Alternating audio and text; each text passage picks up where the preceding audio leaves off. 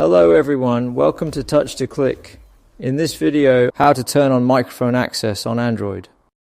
So you can control which apps can use your microphone. Now let's get started. Step 1. Open the Settings app on your Android device. This is where you manage all your phone's settings and permissions. Step 2. Tap on Apps to see a list of all the apps installed on your device. Step 3. Select the specific app you want to give microphone access to.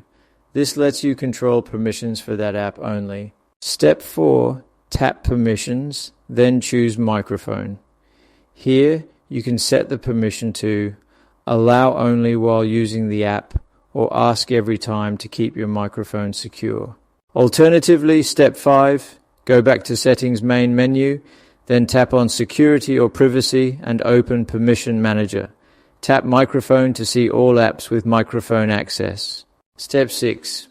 From here, you can allow or disable microphone access for any app on your device, giving you full control over your privacy.